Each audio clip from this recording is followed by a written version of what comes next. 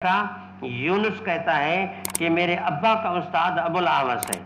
اب یہ پوری بات حاشیہ میں بھی لکھی ہوئی ہے، اگر اس کو دیکھیں حاشیہ نمبر 9 میں بھی یہ بات ہے، آپ بھلی دیکھ سکتے ہیں کہ دیکھیں یہاں اختلاف ہوا ہے ابو اسحاق کے اوپر۔ چنانچہ اسرائیل بھی شاگرد ہے، وہ کہتے ہیں کہ ابو اسحاق کا استاد ابو عبیدہ ہے، اور ابن مغول وغیرہ کہتے ہیں کہ اس کا استاد اسود ہے، اور یعنی زکریا بن ابی زائدہ اور زہیر کہتے ہیں کہ اس کا استاد عبد الرحمن ہے، اور معمر کہتے ہیں اس کا استاد علقمہ ہے۔ یونس ابو اسحاق کا بیٹا ہے، وہ کہتے ہیں کہ میرے ابا کا استاد ابو الاحوص ہے۔ تو یہ یعنی ابو اسحاق پر اختلاف ہوا، اور 5 شاگرد میں سے ہر ایک نے استاد الگ بیان کیا۔ یعنی کوئی کہتا ہے کہ ابو اسحاق کا استاد جو ہے وہ یعنی ابو عبیدہ ہے، کوئی کہتا ہے کہ جی عبد الرحمن ہے، کوئی کہتا ہے اسود ہے، کوئی کہتا ہے کہ جی علقمہ ہے، کوئی کہتا ہے ابو الاحوص ہے۔ تو فی الحقیقت معلوم نہیں کہ یہ روایت انہوں نے ابو اسحاق نے ان 5 استادوں میں سے کسے لی۔ تو یہ زبردست اختلاف ہے، اور اختلاف کی وجہ سے روایت میں کمزوری آ جاتی ہے۔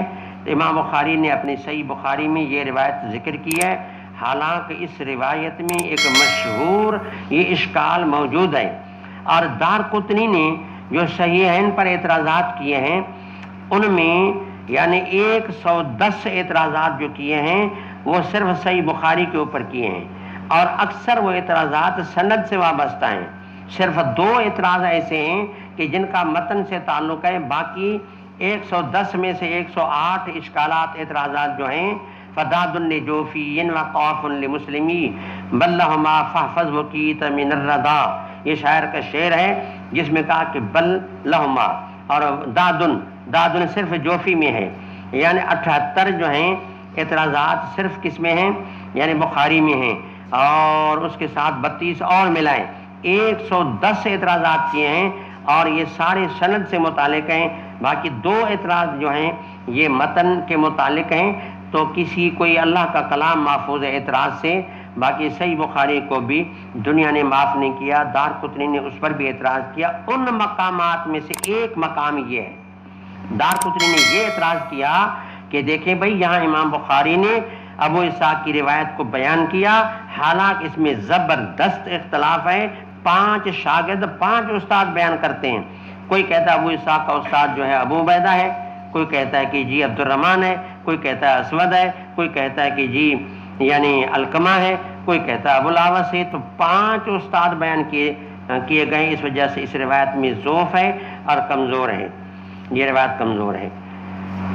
اور تو ایک بات تو میں نے یہ آپ کو عرض کی کہ اس روایت میں ابو اسحاق سبعی کے اوپر اختلاف ہوا ہے، اور اختلاف کے نتیجے میں دارقطنی نے اس کے اوپر اعتراض کیا ہے، ایک بات یہ۔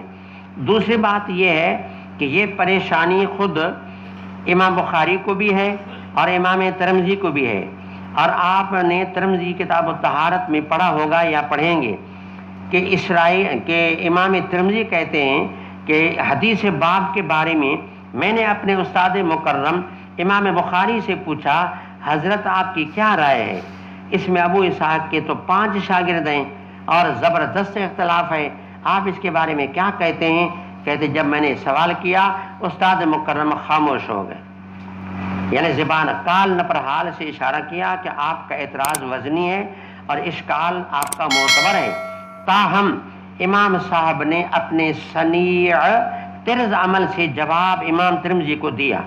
وہ طرز عمل سے کیسے جواب دیا کہ امام بخاری نے یعنی ابو اسحاق کے جتنے بھی شاگرد سے ان سب میں سے زہیر کی طریق کو یہاں ذکر کیا، زہیر کے طریق کو ذکر کیا، اور زہیر عن ابی اسحاق عن عبد الرحمن بن اسود، تو بتا دیا کہ میری نظر میں زہیر کے طریق کو ترجیح ہے، اور اس ابو اسحاق کا استاد عبد الرحمن ہے، نہ کوئی اور۔ وجہ اس کا یہ ہے کہ ایک تو یہ ہے کہ زہیر کے طریق میں سنیں، ایک وجہ یہ کہ زہیر کے طریق میں ابو اسحاق نے صاف لفظوں میں کہا ہے کہ یہ روایت مجھے ابو عبیدہ سے نہیں ملی، لیس ابو عبیدہ ذکرہ، یہ دیکھو، یہ میں نے آپ کو کہا کہ اس کا میں بعد میں سمجھاتا ہوں، ورنہ اس کی ضرورت کیا تھی؟ درمیان میں یہ جملہ ذکر کیا، ان ابی اسحاق قال، ابو اسحاق لیس ابو عبیدہ ذکرہ، کہ یہ روایت مجھے ابو عبیدہ سے نہیں ملی، ولیکن عبد الرحمن بن اسود، کہ یہ روایت مجھے کس سے ملی؟ عبد الرحمن سے ملی۔ تو امام بخاری تمام طرق میں زہیر کے طریق کو ترجیح اس لیے دی کہ زہیر کے طریق میں یہ بات واضح ہے کہ ابو اسحاق نے کہا کہ یہ روایت مجھے عبد الرحمن سے ملی ہے، اور دوسری بات یہ ہے کہ صراحتاً کہا کہ ابو عبیدہ کے طریق کی نفی فرمائی کہ یہ روایت ابو اسحاق کہتے ہیں مجھے ابو عبیدہ سے نہیں ملی، تو اس وجہ سے بھی اس کو ترجیح ہے۔ دوسری بات جو ہے وہ یہ ہے، امام بخاری نے قال ابراہیم بن یوسف ان ابی اسحاق حدثنی عبد الرحمن، یہ تھوڑا سا ٹکڑا تعلیقاً لا کر کے بتا دیا کہ بھئی اس میں ابو اسحاق کو عبد الرحمن سے سما بھی ہے، ابو اسحاق کو عبد الرحمن سے سما بھی ہے، اور ابو عبیدہ کا کچھ پتہ نہیں کہ ابو اسحاق کو ابو عبیدہ سے سما ہے یا نہیں ہے۔ تو دوسرا وجہ یہ ہے۔ تیسرا وجہ یہ ہے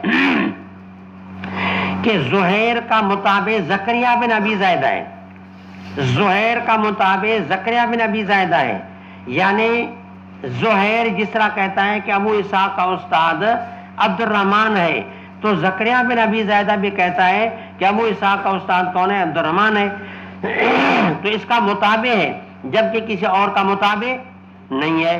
اس وجہ سے اپنے صنیع طرز عمل میں امام ترمذی کے سوال کا جواب دے دیا کہ میرے ہاں ترجیح زہیر کے طریق کو ہے۔ اب آئیں امام ترمذی کی رائے کیا ہے؟ اب شاگرد بھلی ہو، ہر کسی کی اپنی تحقیق ہے، شاگرد کا اپنا مقام ہے، استاد کا اپنا مقام ہے۔ امام بخاری سے پوچھا تو صحیح، حضرت آپ کی کیا رائے؟ امام بخاری خاموش ہو گئے۔ یہ پوری بات امام ترمذی رحمہ اللہ اپنی کتاب ترمذی میں بیان کی ہے، آپ نے پڑھی ہوگی یا پڑھیں گے۔ اس میں یہ کہا کہ میرے ہاں اسرائیل کے طریق کو ترجیح ہے، میرے ہاں اسرائیل کے طریق کو ترجیح ہے، زہیر کے طریق کو نہیں ہے۔ اور اسرائیل کے طریق میں ابو اسحاق کا استاد کون ہے؟ یعنی ابو عبیدہ ہے۔ ابو اسحاق سبعی کا استاد کون ہے؟ ابو عبیدہ ہے۔ تو امام ترمذی فرماتے ہیں کہ اس کی ایک وجہ یہ ہے کہ میرے ہاں اسرائیل کے طریق کو ترجیح اس لیے کہ اسرائیل یہ قوی فی ابی اسحاق ہے، اسرائیل قوی فی ابی اسحاق ہے، یعنی ابو اسحاق کے مرویات میں یہ بہت بڑا اعتماد والا بندہ ہے۔ جو روایت اسرائیل ابو اسحاق سے بیان کرے، ابو اسحاق والی روایت اس کی بالکل پکی ٹھکی اور بالکل صحیح ٹھیک ٹھاک ہوتی ہے، اور زہیر فی ابی اسحاق اتنا قوی نہیں۔ تو اسرائیل فی ابی